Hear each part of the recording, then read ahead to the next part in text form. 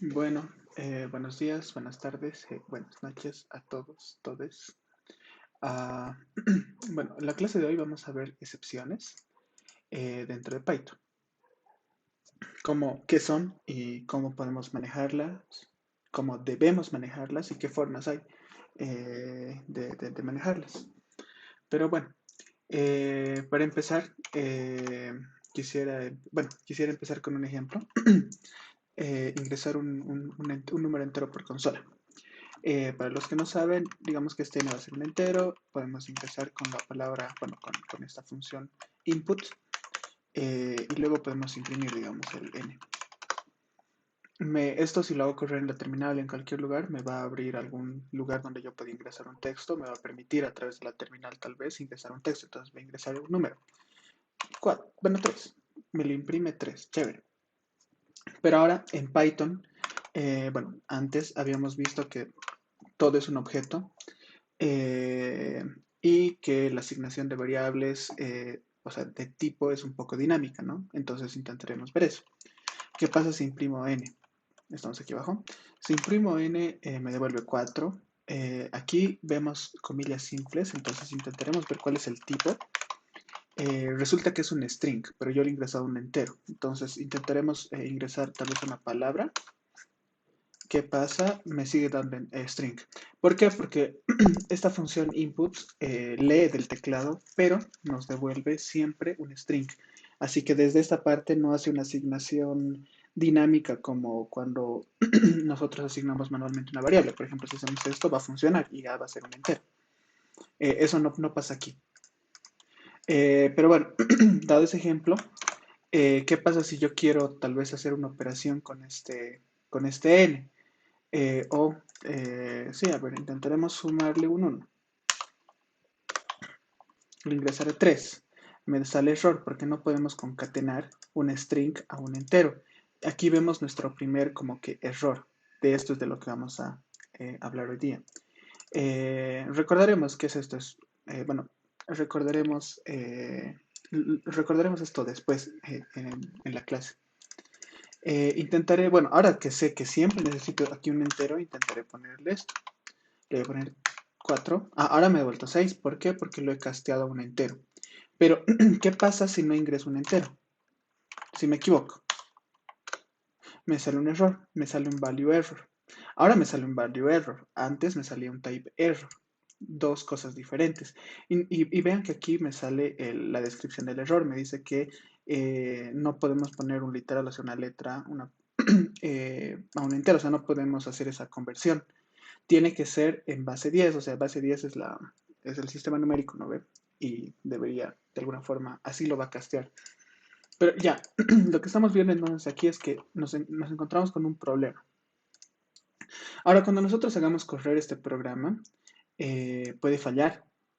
Eh, si me permiten, podemos ir a la terminal. cd desktop sandbox. Bien.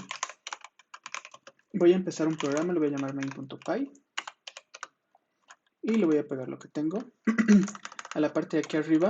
Digamos que hemos ingresado por consola un string que empieza siendo 24. Veremos primero cómo funciona. Abriré esto en otro lado también. No estoy. Hago correr Python main 26. Chévere, ha funcionado. Pero intentaremos ahora eh, darle un una letra. ¿Qué pasa? A ver. Ahora me sale un error. Me dice invalid literal, bla, bla, bla. Eh, Modificaremos el programa. Le pondremos que al final, o sea, cuando termine el programa, que nos ponga finalizado. Main. Nos está saliendo el error y nunca termina el programa, nunca dice finalizado. Ahora haremos, o sea, para fines de ejemplo, haremos que termine. Le pondremos un número válido, 28. Finalizado. Se supone que aquí el programa ha corrido como debería, ha llegado del inicio a fin. En cambio, en este caso, nunca ha llegado al final. La macana que no llegue al final es que nuestro programa va a parar, nuestro programa va a morir en cuanto se esté ejecutando. ¿Qué pasa si esto está corriendo en algún servidor? Necesita alguien conectarse a este programa y de repente hay una falla, entonces todo el programa muere y no, pues eso no debería, no debería estar pasando de esa forma. Ya, vamos a abrir aquí el código, aquí a la derechita, y esto va a estar a la izquierda. Bueno, entonces, ¿qué podemos hacer? Aquí vamos a introducir dos palabras reservadas tal vez. Este lo vamos a seguir llamando input, ¿ya? Bueno, no, lo dejaremos así. Le cambiaremos y le pondremos una letra. Ahorita sabemos que esto es inválido. Le pondremos este try. El try viene del inglés intentar, entonces vamos a intentar hacer algo. Ay, vamos a intentar hacer algo. Y luego, si es que algo falla, vamos a imprimir error, digamos. Error. Y vamos a ver qué sucede con esto si lo hago correr. Error. Solamente me está apareciendo el error, pero ya no está fallando. El programa ya no está muriendo como antes. Cambiaré ese finalizado al final. O sea, va a entrar acá. Veremos esto como si fuera un if else. O sea, se comportan de una manera similar, viendo lo de la indentación, o sea, cuántos espacios están. Entonces,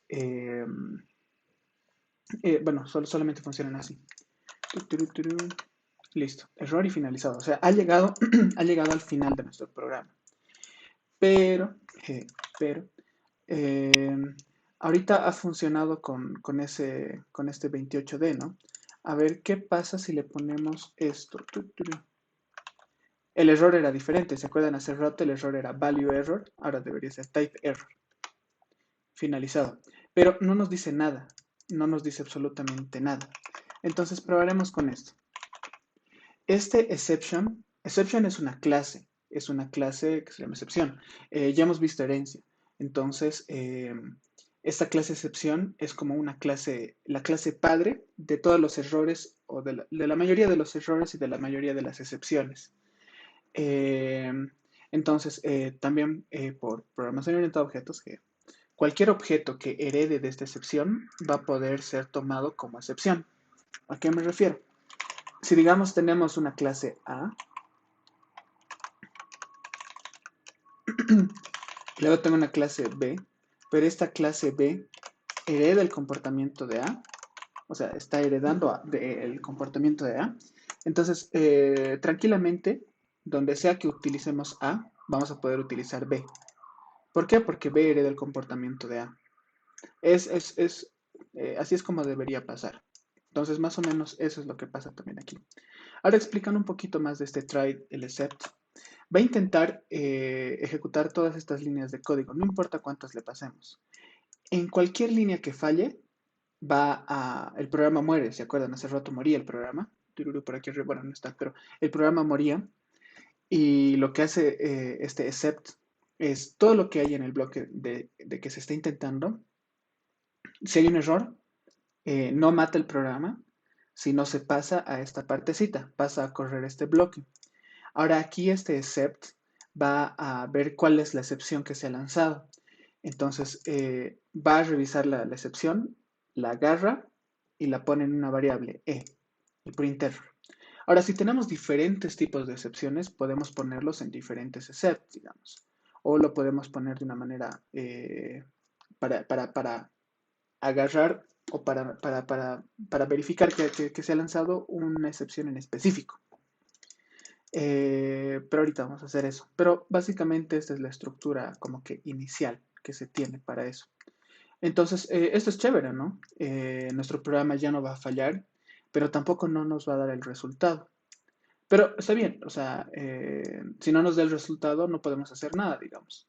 La idea es que nuestro programa no se rompa. Entonces, esa es una de los propósitos de ese try y el except. Y funcionan pues con las excepciones, ¿no? Bueno, ya hemos generado, ¿no? El error al ingresar el entero, ya hemos visto cómo solucionarlo, pero es una solución muy tal vez ambigua. ¿Sí? Intentaremos imprimir este E a ver qué es lo que nos sale. Ay, E. Me dice error can only concatenate a string not into a string. No sabemos cuál es el tipo. Entonces intentaremos ver el tipo con el type, ¿se acuerdan? El tipo me dice que es un type error. ¿Cuándo es 28D? Más 2. Ahora intentaremos convertir esto al int. Ahora el error debería ser diferente. Ahora es un value error. Ahora, no sé qué problema pueden... No sé qué ven aquí, pero como no hay gente en la clase a quien preguntar, les mando la respuesta. Bueno, una de las cosas que deberíamos notar tal vez. La macana es que este except, al ponerle esta excepción, va a agarrar cualquier tipo de error. Absolutamente cualquier tipo de error. Ahora, esto nos podría causar problemas porque al ser tan genérico, es como que te hagan lo que quieran y no te vas a quejar, digamos, no va a pasar nada. La macana es que cuando, digamos, estamos dentro de un while o algo por el estilo y usamos esto, podríamos crear un escenario en el que nunca podamos salir del while dentro del código. Tendríamos que manualmente matar el programa. Es algo que también suele pasar. Pero, pero bueno, son los riesgos que se toman, ¿no? Pero bueno, ese es uno de los problemas que se tiene con el try except. Una de las soluciones es agarrar un error en específico. Por ejemplo, vamos a agarrar el type error. Vamos a copiar este. Type error, type error. Ahora este programa me va a dar en realidad un value error. Vamos a ver si funciona. Sí, me está dando el value error. Notan, estamos viendo aquí, el type error nomás es el que va a ser agarrado, interceptado, digamos. El value error no, el resto de errores no. Ahora, ¿por qué es bueno especificar qué errores queremos agarrar? Cuando queremos tal vez notificar algo en específico al usuario o queremos lanzar una acción para combatir el error que se podría haber originado tal vez. Pero bueno, podemos también poner aquí múltiples except, ¿ya? Value error as 2 le podemos poner y también va a funcionar. Así que podemos hacer esto a grandes, como que en grandes escenarios, tal vez. Bueno, pero ya, eso es. Pasemos a lo siguiente. Iremos a ver tal vez un poquito más de errores, otros errores. Cuando nosotros tenemos una lista, ¿qué podemos hacer? Pregunta. Ya. Bueno, la respuesta me respondo solito. Podemos acceder a los valores que tienen a través del index, ¿no ven? Ahora esto es algo bien común, el index out of range. Esta es la posición 0, posición 1, posición 2, posición 3. A ver, nos iremos a la posición 3, dice hola, qué bien. Pero ahora si me voy a la posición 4 no existe. Y me dice index error, list index out of range. Entonces ya estoy viendo bueno, los errores que ya hemos visto cuáles eran. El type error, el value error. Y ahora el index error. O sea, hay más errores. Hay un error específico para cada escenario. Entonces aquí me está saliendo ese error. ¿Qué podría hacer? Poner el try except. En el escenario de tener un diccionario, ¿qué pasa si es que yo le pongo dict? Intento acceder con una llave que no existe. Entonces me pone key error. Ya hayamos visto index error, key error, value error, type error. Otra vez hay varios tipos de errores. Y ya, básicamente esos son los errores. Los errores, como cualquier cosa en Python, es un objeto. Entonces debe tener atributos, bueno, tiene algunos campos o atributos, tiene tal vez alguna función, pero en sí son pues objetos. O sea que podemos reutilizarlos o podemos hacer alguna cosa con ellos, más que solamente imprimirlos, no es solamente un string, digamos. Entonces, eso es.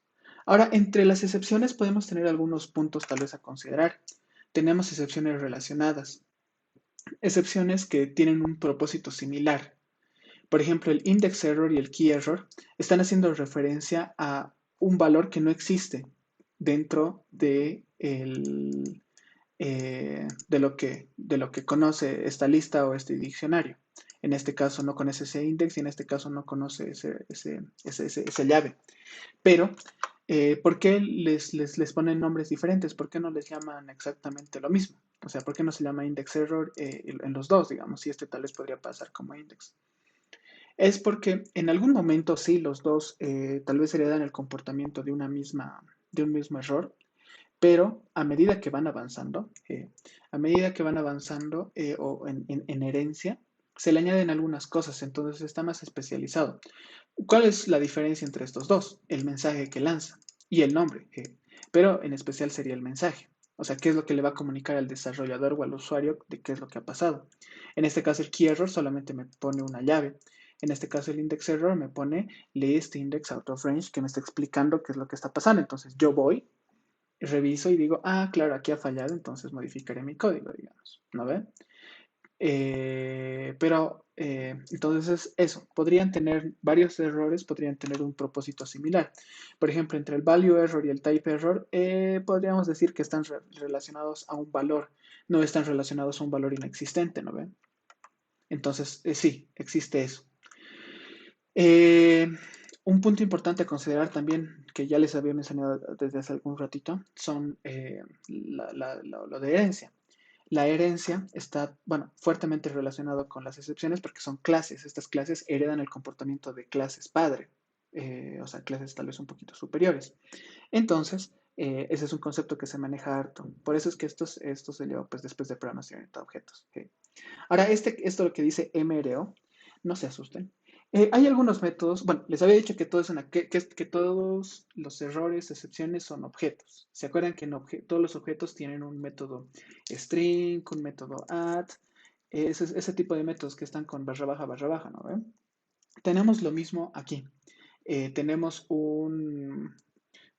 le llamaremos un atributo MRO que nos va a permitir acceder al valor, a un valor especial que va a hacer referencia a los antepasados de este error.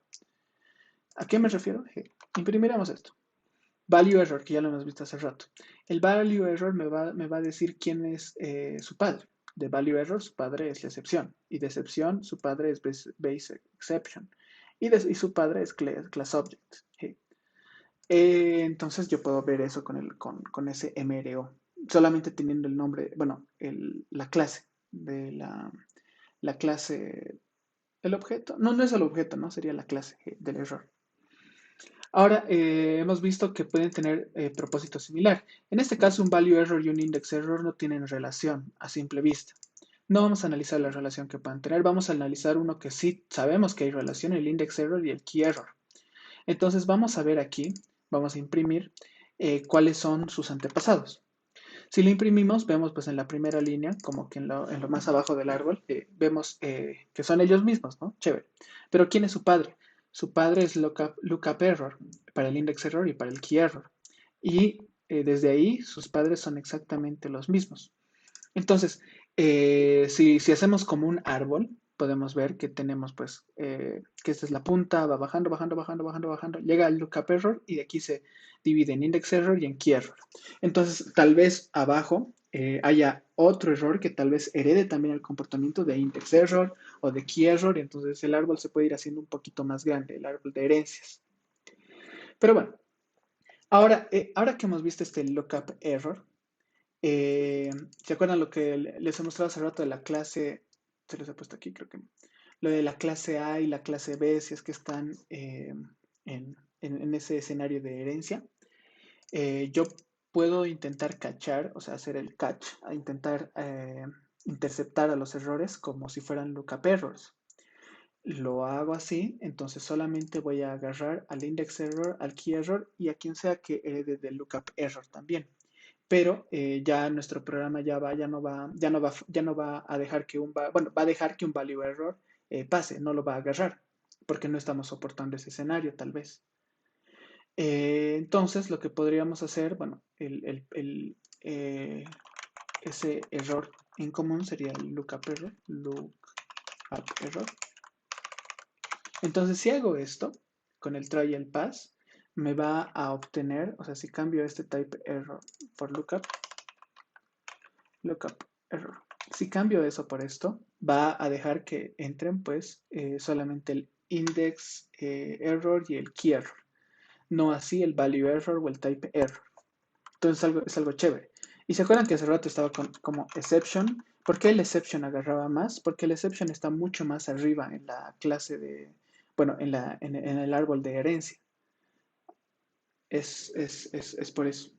Pero bueno, entonces esos son, digamos, algunos conceptos que están relacionados con las excepciones que, que, que podemos ver aquí. Ahora, veremos los payloads. Las excepciones pueden llevar consigo información extra. O sea, además de tener el nombre, pueden tener un string. Pueden tener un string y pueden tener cositas extra que nos van a servir para darnos mayor información. Si vemos aquí cómo nos estaba dando la información el index error y el key error, vemos que el index error me está dando todo un string muy grande, en cambio el key error me da uno chiquitito, pero pues es diferente. Es diferente y la información que tienen está relacionada con lo que realmente está pasando. Aquí no está obteniendo, o sea, no te dice que es el index 4, pero aquí te dice la llave que está fallando. Entonces, eso en algún lugar se debería estar seteando, en algún lugar se está pasando eso a la excepción. Pero a esto, a este nivel, por ahora vamos a utilizar esta información de que las excepciones tienen información extra para nosotros analizar una excepción cuando la obtenemos. No así para crearla, luego vamos a ver cómo crear excepciones tal vez. Bueno, la mayoría de las excepciones aceptan un string en su constructor, así que nosotros podemos acceder a un string. ¿Se acuerdan cuando hemos impreso hace rato, en vez de imprimir el type, hemos impreso el E? Nos ha dado un string. Vamos otra vez a correrlo. Me está saliendo un string. Error, invalid, literal, bla, bla, bla. Me está diciendo 28D, que es este 28D, que no me lo deja convertir. Entonces, estamos obteniendo esa información del error, pero también sabíamos cuál era el tipo. Podemos sacar más información. Información que estaría aquí. Solamente que esa información la vamos a sacar sin necesidad de matar al programa. Eso es algo chévere, digamos. Hasta ahí se tiene un buen escenario, bueno, una gran parte de terreno como que ganada. Pero bueno, tenemos también este args. Podemos verlo así. En algún lugar va a estar definido el value error. ¿Se acuerdan que hemos visto los args y los non-args? Va a tener un método init. Va a tener el self, va a tener un args, va a tener un known args y vamos a poder acceder a esos args. O sea, cuando nosotros, bueno, cuando alguien llame a este error o cuando alguien lo construya, lo puede construir así. Ahí. Lo puede construir así. Lo construye con value error, bla, bla, bla. En args, o sea, le podemos mandar atributos extra. Bla, bla, bla, no sé. Podemos mandarle atributos así. Podemos ponerle known args, o sea, por ejemplo, este mensaje con algo más y cosas así. Pero hay algunas reglas. O sea, aunque se puede hacer todo eso, hay algunas reglas que ahorita vamos a ver. Pero si notan aquí ya nos hemos centrado un poquitito hacia cómo crear un error. Básicamente así se están creando los errores en algún lugar. Y cuando nosotros, bueno, y después nosotros podríamos utilizar ese args. Y ya. Ahora, sé que me adelantó un poquitito, pero veremos cómo podemos nosotros crear una excepción. Aquí ya tengo un ejemplo, entonces solamente se los voy a poner. Pero imaginemos el escenario en el que queremos calcular el área de un rectángulo. Creo que no tengo aquí la función. No. No tengo. Entonces vamos a crear una función para calcular el área rectángulo, area. Le vamos a pasar un A, bueno, un lado y un ancho, ¿no? Le voy a pasar A y B nomás. Y le voy a decir que retorne A por B. Ya. Ahora, esto, bueno, esto va a funcionar, ¿no? A ver, pondremos aquí print área rectangle. Le pasaremos para el 3 y el 4. 3 por 4, 12. Chévere, funciona. Pero ahora, ¿qué no podemos hacer? No podemos pasarle un lado negativo, ¿no? Pero aquí me está dejando porque solamente es una multiplicación. Entonces, ¿qué podemos hacer para controlar eso? Pues aquí es donde nos van a ayudar los errores, tal vez, ya escribir nosotros nuestros propios errores. En este caso, lo vamos a escribir como cualquier clase en programación orientada a objetos, pero la diferencia es que estas clases tienen que heredar siempre el comportamiento de una clase excepción o una clase que herede de una excepción. Por dentro nosotros podemos declarar nuestro init, no hay que olvidar declarar este super init, o sea, llamar al método constructor de nuestro padre, bueno, del padre de este error, para pasarle el texto. Ahora, una de las reglas que nos dice, bueno, Python, es que aunque se pueden pasar múltiples argumentos a una excepción, como habíamos visto hace rato, ¿no? Del args, que podemos pasarle muchos, no es recomendado. Solamente deberíamos pasar un string. ¿Por qué es, o sea, pero si es que nos dicen eso, ¿por qué es que Python permite que pase eso?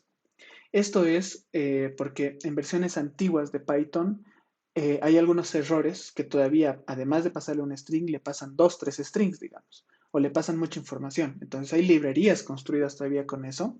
Y la macana es que las nuevas versiones de Python no pueden quitarle el soporte a esas excepciones de golpe.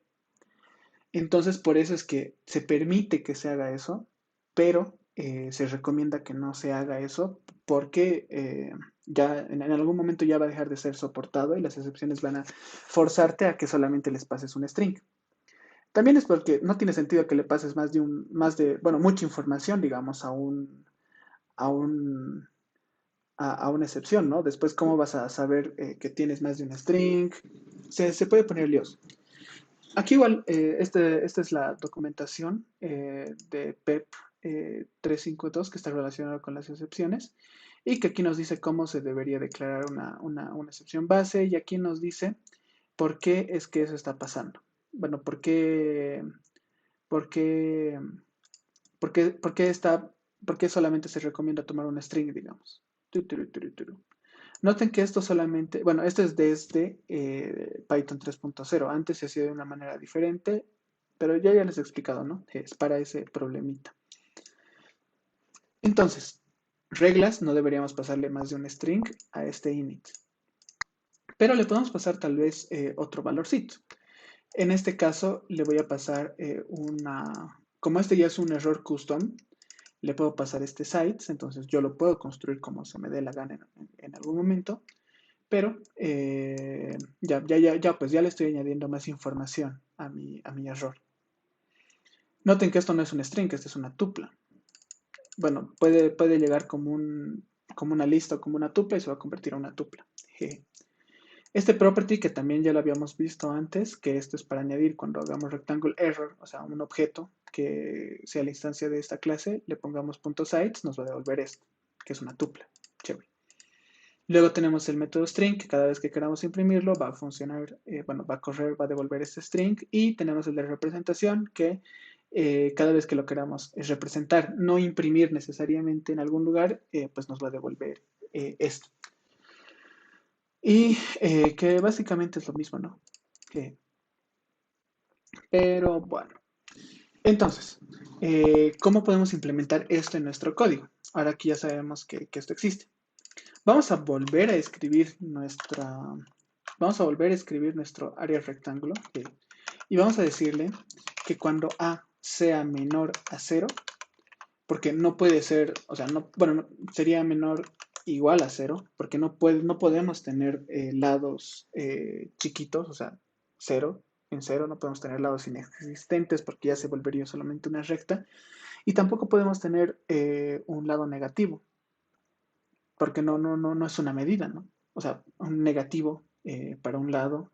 ¿Cuánto mides? Mido menos 32, mido 1 menos 1.80 metros. No tiene sentido.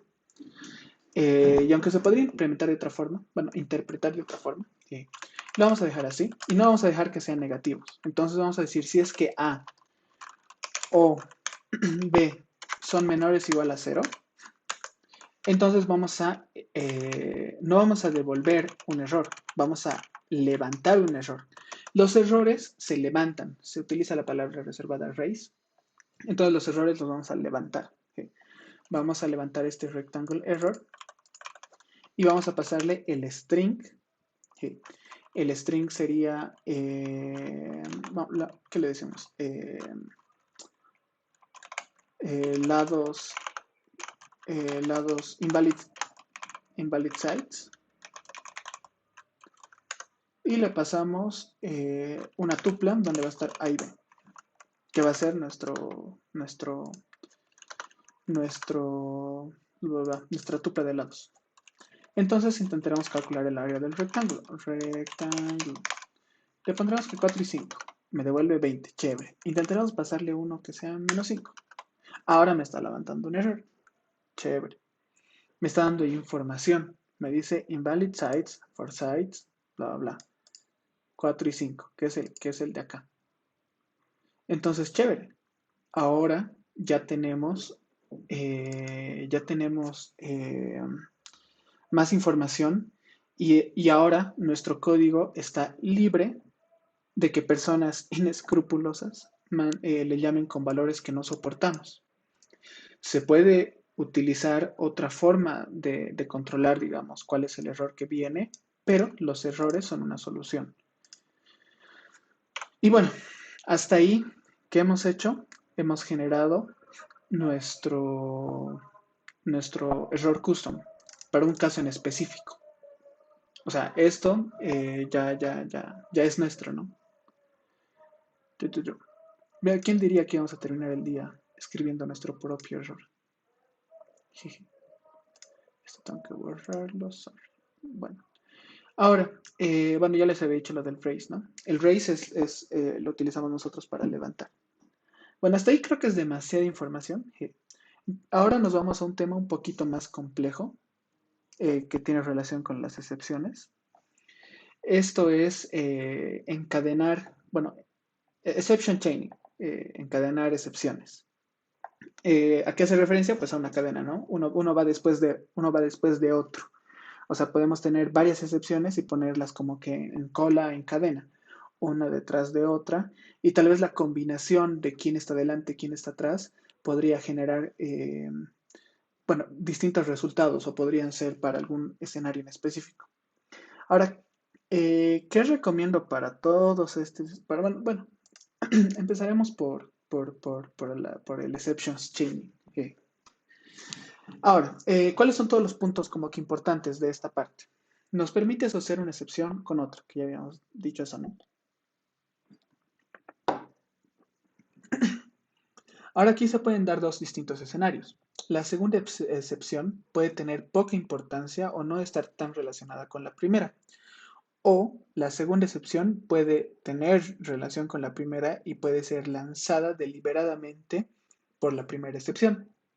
O sea, si es que pasa la primera excepción, se tiene que lanzar la segunda excepción. Eso significa que están relacionadas.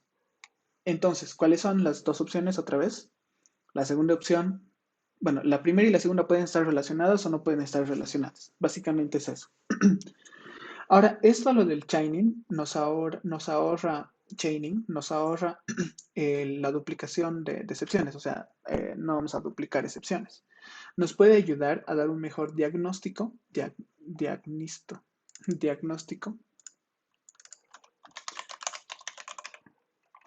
Nos puede ayudar a dar un mejor diagnóstico para ver por qué se ha lanzado el error.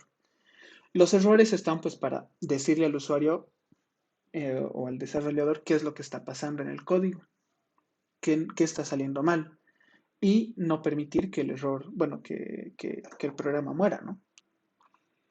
Bueno, tenemos dos tipos de estos exception chaining. Uno es el implicit. Esto es cuando la segunda excepción no tiene relación o tiene poca importancia con respecto a la primera, pero es lanzada durante la primera, mientras la primera excepción está siendo procesada. O sea, tenemos un key error y en algún momento dentro de ese key error pasa un value error. Son dos errores que no están necesariamente relacionados, o sea, pero ahí están, de alguna manera han terminado juntos, digamos. Entonces ese es un escenario que podría pasar.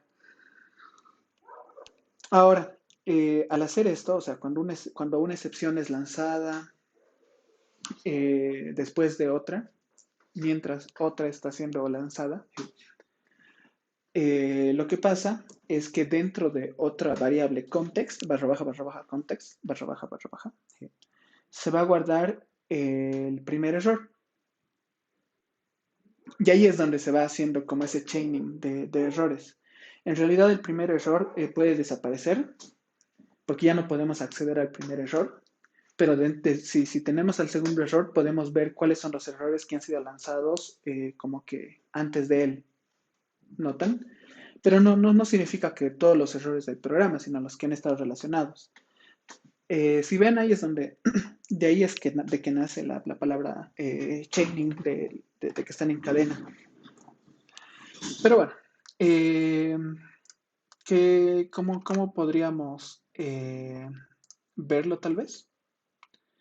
Vamos a intentar llamar a esta función que hemos visto que nos ha dado un error, el area rectangle con un parámetro negativo. Vamos a intentar imprimir el E. Intentaremos imprimir solamente el E. Ah, ok, chévere. Me está lanzando el error de E, que era el rectangle error. Solamente estamos intentando cachar el rectangle error. Ahora, ¿qué pasa si intento hacer esto? File sys stdin. O sea, una cosa que, que debería fallar. Una cosa que no sabemos qué es, ¿no? Pero confíen en mí de que tiene que fallar porque no existe estas variables. Entonces, veremos el mensaje que me sale. Me dice, primero ha salido un error, rectangle error, y dice invalid sites for sites. Eso ya lo conocíamos, ¿no? Pero luego me sale, bueno, eso mismo que se está imprimiendo aquí, eso es chévere, ¿no? Rectangle error. Y me dice, durante el manipuleo, o sea, mientras se está manejando, mientras se está resolviendo, mientras se está procesando este error, otro error ha aparecido. Y me dice que name sys no está definido y que es un name error. Entonces aquí tenemos dos errores que no tienen mucha relación entre sí, solamente que por azares del destino, porque un desarrollador no tan inteligente como yo, en este caso, le ha puesto una variable que no existe. Entonces, nos está saliendo por este error. Pero vean el during. Esto es mientras está pasando algo. ¿Okay? Esta es la forma normal en la que nos aparecería un error de este tipo. Ahora, esto de los implicit exceptions vienen como que a ver qué podríamos hacer con esto, digamos. Y es, bueno, en general solamente es analizarlo desde ese lado, ¿no? Como no tienen una relación y no sabemos esto que va a pasar, no deberíamos poner otro try aquí y algo así, digamos. O sea, no deberíamos poder solucionar esto, por decirlo así. Tal vez podríamos tener un try un poquito más arriba que reciba absolutamente todos los errores y que luego imprima en algún lugar cuál es el error que está pasando, pero que no deje que el programa muera, que notifique el error al usuario que ha habido algún problema y que el servicio no está disponible por el momento, no sé. Pero son cosas que podrían hacerse. La cosa es que esta partecita solamente es como que con fines educativos y para ver cuando se nos dé esta situación, por qué está pasando. Ahora tenemos otro escenario en el que sí podemos solucionar lo que está pasando de alguna forma. Pero ya empezar a manejar los errores como que por nosotros mismos puede ser peligroso tal vez. Por eso es que estos dos últimos como que subtítulos, yo los recomiendo solamente para aprender qué son y para decir, ya sé manejar excepciones, pero eh, en lo posible no utilicen esto sin la supervisión de un senior, un semi-senior, o sea, alguien que esté a cargo de ustedes que ya haya hecho esto antes bajo su supervisión. No sé si me dejo entender, o sea, no lo hagan solitos, por favor. ¿Por qué? Porque pueden haber muchas decisiones bueno, algunas decisiones sí, de diseño, de arquitecturas, de software, por las que se puede hacer esto, digamos. Entonces, cuando somos juniors al principio, cuando todavía no tenemos mucha experiencia, somos jóvenes sin experiencia, podemos hacer las cosas mal tal vez. Entonces, si no tenemos la guía de alguien, podemos estar implementando estas cosas y puede que no tenga un sentido, una razón. Entonces, por eso, ¿no? Por eso es que sugiero eso. Sugiero que no se los tome como para introducir esto en su proyecto así en producción, si son nuevos. Porque se les puede salir de las manos. Bueno, ahora tenemos otra función. Esta es una función de inclination, o sea, de inclinación. Tenemos un de X, un de Y, que representan a, ¿qué representa pues, la derivada? Como que la diferencia, ¿no? En un sectorcito. Digamos que este es de un triángulo. O sea, un triángulo tenemos un de X que va a ser como que en horizontal y en vertical vamos a tener el de Y. Entonces, queremos calcular la inclinación, o sea, el ángulo que está, al que está, pues, del piso.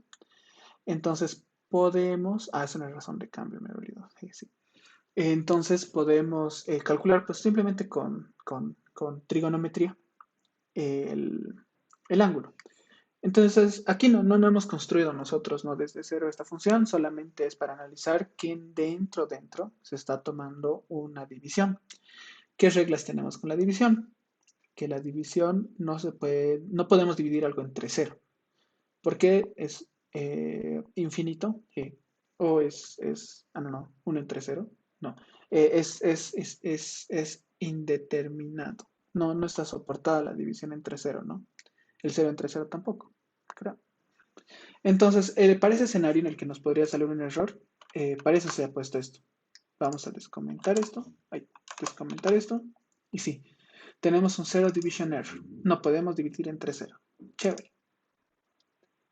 Hasta ahí tenemos esa funcioncita. Ahora, ¿qué podemos hacer? Podemos declarar un error, o sea, para ese escenario, ¿no? En el que tenemos una división entre cero. Y en vez de nosotros validar el error, o sea, en vez de estar validando que ninguno de los dos números sea cero, como hemos hecho con el rectángulo, podríamos simplemente lanzar la operación y la operación misma nos va a devolver que hay un error. O sea, ya hay alguien que por dentro sabe identificar que una división no tenga el cero y nos devuelve ese, ese error.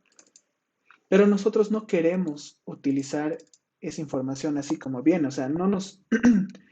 Para el que está haciendo esta inclinación, ¿de qué le sirve saber que no se puede hacer una división entre cero? Puede que esa persona no sepa que por dentro de la función hay una división. Entonces tenemos que explicar un poquitito más. Para eso podemos construir un error custom, basarlo en un exception y lanzar ese error cuando aparezca una división entre cero. O sea, cuando aparezca ese error. Noten, ahora estos dos tienen una relación. ¿Por qué? Porque nosotros lo vamos a lanzar explícitamente. De ahí viene el nombre, ¿no? Explicit. Ya no va a estar oculto quién va a lanzar ese error. Nosotros queremos lanzar ese error. Así que en este escenario, el zero division error casi siempre va a estar casado al inclination error. Ahora, ¿para qué se hace esto? Normalmente para traducir un error a otro. Se hace para traducir una excepción a otra. Entonces, bueno, ahora vamos a entender mejor qué es lo que hemos dicho al principio de los exception chaining, que la segunda excepción puede ser lanzada deliberadamente en relación con la primera excepción. Notan, están juntos. Nosotros los hemos lanzado porque queríamos lanzarlos. tenemos ahora, bueno, veremos qué es lo que nos ha salido. En ningún lugar nos está saliendo lo de el, bueno, sí, sí nos está saliendo lo del Zero Division. Sí, sí. Ahora aquí el de aquí abajo, no le hemos llamado todavía. Entonces intentaremos llamarlo. Veremos qué nos pasa. ¿Qué nos dice? Nos dice, bla, bla. Encuentra un Zero Division y luego, during handling of the above expression, another exception occurred. O sea que lo mismo que ha pasado al principio, ¿no? O sea, lo mismo que nos devuelve exactamente lo mismo. During handling, bla, bla, bla. Pero eso lo convertiría en un implicit chaining exception, aunque nosotros lo hayamos lanzado. Existe una palabrita, bueno, una combinación de palabritas que es el from y. Este nos va a permitir al final ponerle from y. Vamos a levantar un error desde el error que ya había. Con este from y es que nosotros los vamos a encadenar. Y aquí, no, es que no le he hecho correr. Ya. Ahora me dice que la excepción de arriba, la de Zero Division, está, bueno, es una causa directa, o sea, es la causal de la siguiente excepción, del inclination error. Ahora, con este conector, nosotros, o sea, con este de bueno, fue la causa directa para la siguiente excepción, los estamos enlazando, les estamos diciendo que estos dos errores están relacionados. Quien venga a leer esto ya sabe y ya va a entender que el Zero Division y el Inclination Error están lanzados deliberadamente. O sea, no va a ir a revisar quién tiene un Zero Division, va a ir a revisar quién tiene el Inclination Error, digamos. Y al final solamente me aparece el mensaje, bueno, me aparece al final el mensaje que nosotros le hemos dicho, que es de X que not be zero, que not be zero. Y pues ya está. Entonces, con el from y vemos que es una relación de causa, ¿no? Que uno es la causa del otro, que uno está causando la otra cosa. En cambio, sin el from y vemos que es un implicit chain. Bueno, hasta ahí tenemos cómo podemos combinar errores. Cómo es que cuando nosotros vayamos a ver código que nos va a salir un error, ahora ya sabemos cómo interpretar viendo los conectores que puedan tener por dentro. Ahora, ya esto ya es lo último. Bueno, casi de lo último. Tenemos los tracebacks. Un traceback es un lugar donde se está guardando como que todo el stack, o sea, todo lo que ha pasado cuando un error está siendo manejado. O sea, ¿qué ha pasado? ¿Qué archivos han sido llamados para la división entre cero? Por ejemplo, que estaba en una carpeta, no sé, en una carpeta código. Y luego estaba dentro de un archivo main.py. El main.py ha llamado un archivo que se llamaba mat. El archivo mat ha llamado un archivo que se llamaba división. El archivo división ha llamado a su función que decía dividir dos números. Entonces, este traceback lo que va a hacer es almacenar cuál es el árbol de quién ha empezado, quién le ha seguido y así hasta llegar a nuestro error como que actual. Pues es para ver por dónde se ha ido nuestro error. ¿Quién es el causante del error? Para encontrar el culpable de nuestro error. La macana es que cuando nosotros usamos el try y el except, vamos a perder ese traceback. O sea, cuando nuestro error sea lanzado, cuando nuestro programa falle, va a morir, ¿no ve? Ya sabemos eso. Pero la macana es que al morir, ah, bueno, no. Cuando muere nuestro programa con errores y no hemos usado el try y el except, nos dice por qué lugares ha pasado. Pero cuando usamos el try y el except, perdemos esa información. Perdemos quién lo ha llamado. Pero, otra vez, como todo en Python es un objeto, el error por dentro tiene un campo que se llama traceback. Entonces podemos obtener al traceback. Podemos obtener quiénes son los causantes de este error. Hacemos eso y, y ya tenemos esa información. Ahora aquí podemos ver cómo se tiene ese error. Aquí tenemos un print y .traceback. Voy a borrar esto un ratito, olviden lo que hay ahí. y ya. Entonces podemos imprimir el traceback. Ahora, algunas recomendaciones. No podemos almacenar este traceback en otra variable. No podríamos decir, no sé, x igual a esto. No, eso nunca lo deberíamos hacer.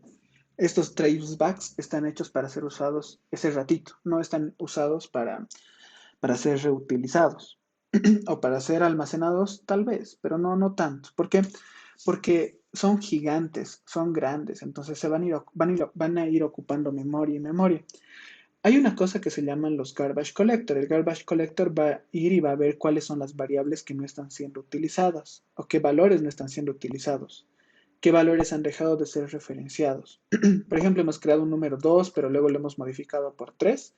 Entonces el 2 ya no está siendo usado, ¿no? Entonces el garbage collector va a ir a la memoria y va a borrar nuestro 2.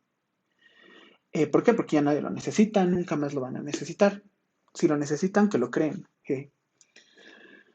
Entonces, con este traceback, si lo asignamos una variable, la macana es que el garbage collector lo va a ignorar, lo que significa que si los vamos almacenando, van a ir ocupando mucha información, bueno, mucho espacio dentro de la memoria y no va a haber manera, como ya también ya hemos perdido la referencia, o sea, ya, por ejemplo, luego hemos hecho x igual a 3, entonces hemos perdido nuestra referencia al traceback, ya no podemos eliminar nuestro traceback y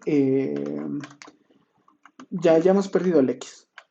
Bueno, no, ya hemos perdido el traceback, aunque tengamos el x. Es eso. Entonces, una de las reglas que ya les he explicado demasiado para eso, no, nunca almacenen el traceback, jamás, nunca, never in the life. Eh, bueno, pero entonces, ¿qué puedo hacer? Imprimirlo ese ratito. Intentaremos imprimirlo. Bueno, y ahí está el consejo de que no lo utilicen sin la supervisión de un senior. Me dice traceback. Ok, pero este traceback, ¿qué es? Este traceback es un objeto. Pero, ¿cómo hago para imprimirlo como un string? Tendríamos que utilizar una librería externa, bueno, una librería que está dentro de Python, que está dentro del módulo de traceback. Entonces podemos utilizar este print.tb. Pongo print.tb, le pongo e.traceback y ya puedo imprimir eso. Y aquí vemos que podemos imprimir el objeto, como lo hemos impreso antes, porque está aquí. Pero estamos imprimiendo qué es lo que ha pasado, o sea, quiénes han llamado y en qué línea. Que eso es importante porque luego nosotros queremos hacer ese análisis, ¿no ve? Luego queremos ver quién lo está utilizando o cómo se ha lanzado ese error. Bueno, hasta ahí tenemos, creo que, mucho material sobre excepciones que podemos crear. Bueno, haciendo un resumen de lo que hemos hecho, podemos crear nuestras propias excepciones. Ya sabemos cómo ver quiénes son los padres de una excepción, así que puede haber herencia entre varios tipos de excepciones. Podemos declarar excepciones sin declarar nada por dentro, solamente para tener el nombre, que eso se hace, es muy común hacer eso, como el de inclination error, aquí estaba. Es muy común ponerle solamente pass, porque el nombre es lo único que nos importa.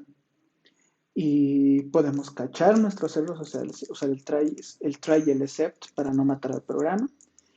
Pero al hacer eso perdemos muchas cosas, entonces podemos utilizar el traceback, podemos lanzar otro error, podemos obtener el mensaje del error para seguir trabajando sobre ese error. Podríamos tener otro error ocasionado después de tener un error que puede estar relacionado o no relacionado explícita o implícitamente con el otro error. Ahí es que se categorizan. Y eso. Hasta ahí sería la clase de hoy. Y cualquier pregunta supongo que nos la pueden dejar no más por ahí. Nos vemos. Bye.